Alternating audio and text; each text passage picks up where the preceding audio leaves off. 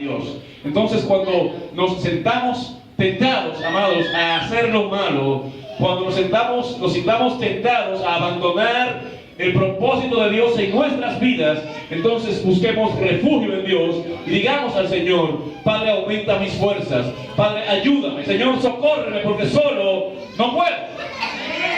Así que Nehemías fue a la presencia de Dios y le dijo: oh Dios, fortalece tú mis manos. Amados hermanos, y ojalá que nosotros podamos entender que con nuestra propia fuerza no podemos resistir contra el temor y contra los ataques del enemigo. Por eso es importante que resistamos el temor, combatiendo el temor con la fe puesta en nuestro Señor Jesucristo. ¿Cuántos dicen amén? Amén. Dice la palabra de Dios que vine luego a la casa de Senaías, hijo de Delaía, hijo de Metabel, porque él estaba encerrado, el cual me dijo: reunámonos en la casa de Dios, dentro del templo, cerremos las puertas del templo, porque vienen para matarte. Esta noche vendrán a matarte. Aparentemente este hombre estaba aconsejando correctamente a Nehemías. Aparentemente este hombre estaba dando el consejo adecuado, porque lo que le está diciendo es: ven y refugiémonos en la casa de Dios.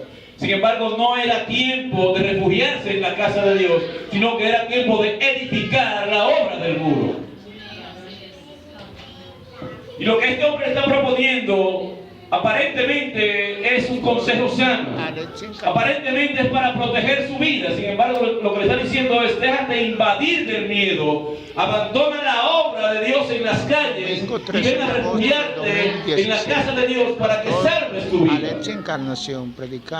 Cuando el Señor nos manda, amados hermanos, a una actividad, a una obra que es arriesgada, ciertamente arriesgada, porque Dios no nos prometió que no habrían riesgos en esos caminos. Dios no nos prometió que estaríamos totalmente seguros en esos caminos. De hecho, mucha gente en estos tiempos está muriendo, está dando su vida por la causa de Dios, amados.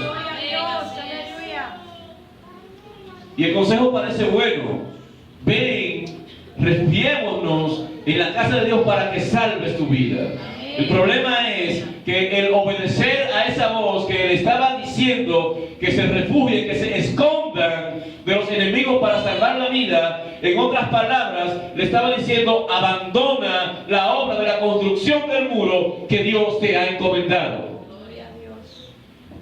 Y nosotros, amados hermanos, muchas veces hacemos eso. A veces el Señor nos llama a una obra que tiene que ver con arriesgar nuestra posición, quizás arriesgar nuestro patrimonio, quizás arriesgar hasta nuestra propia vida. Sin embargo, optamos por servir a Dios y aparentemente servir a Dios, pero hacerlo desde nuestra propia perspectiva, acomodándonos a nosotros mismos y yendo al lugar donde nos sentimos seguros, cuando Dios nos ha llamado a desafiar las huestes del enemigo. Dios nos ha llamado, amados hermanos, a proclamar a los cuatro vientos el mensaje de Dios.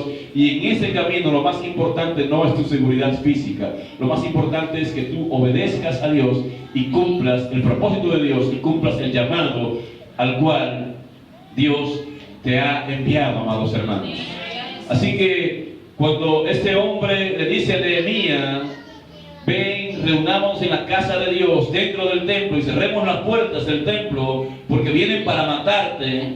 Sí, esta noche vendrán a matarte. Entonces Nehemías dije: un hombre como yo no ha de huir, y quien que fuera como yo entrará al templo para salvar su vida. En otras palabras, Nehemías está diciendo: mientras el pueblo se arriesga, mientras el pueblo está en peligro, mientras el pueblo está inseguro, mal podría yo hacer refugiándome en el templo para salvar mi propia vida. Así que Nehemías, amados hermanos, no rechazó esa propuesta aparentemente sana, amados, aparentemente sana, pero que pretendía infundir temor a su vida. esa propuesta que le hacen a Nehemías de venir al templo, refugiarse para salvar su vida, aparentemente era buena. Y entendí que Dios no lo había enviado, dice Nehemías, sino que hablaba aquella profecía contra mí, porque Tobías y Sanballat le habían sobornado. O sea, este hombre de Dios va a buscar consejo donde un profeta de Dios, y este profeta de Dios entonces resulta que ha sido sobornado por el enemigo, que ha sido contagiado por el enemigo, que ha sido utilizado por el enemigo para dar un consejo inadecuado a ese hombre de Dios. Y se necesita, amados hermanos, tener discernimiento de espíritu para entender cuando el mensaje viene de Dios y cuando el mensaje viene de parte del enemigo. Fíjate que este hombre era parte del pueblo de Israel. Era tenido como profeta en el pueblo de Israel. Y Nehemías va a él en busca de consejos. Sin embargo, el consejo que este hombre le da es: refúgiate en el miedo, refúgiate en el temor y salva tu propia vida, porque estos tipos vienen a matarte.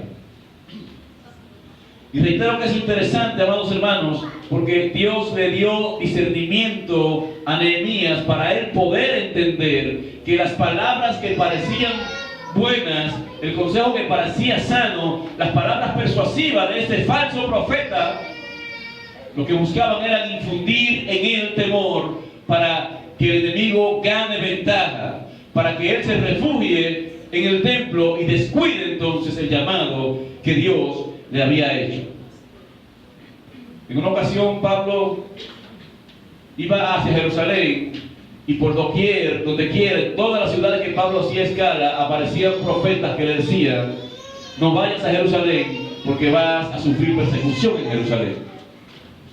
Y Pablo le decía: yo sé que seré maltratado, yo sé que seré perseguido, yo sé que seré encarcelado en Jerusalén, pero es lo que el Espíritu Santo me ha dicho que haga.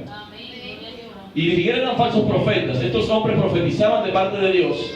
Sin embargo, Dios estaba utilizando a estos hombres para probar el carácter de Pablo.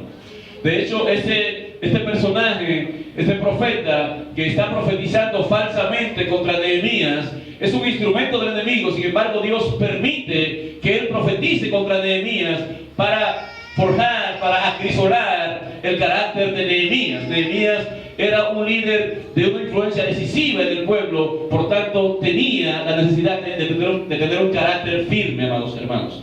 Así que Nehemías dice: entendí que Dios no lo había enviado, sino que él hablaba aquellas profecías contra mí, porque Tobías y Sanballat lo habían sobornado.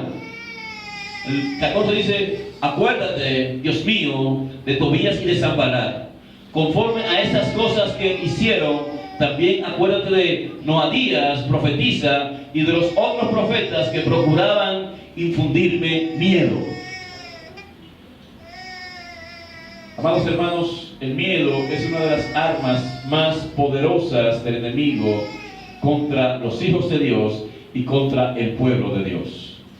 De hecho, no solo la utiliza Satanás, sino que muchas fieras utilizan el miedo para paralizar sus presas.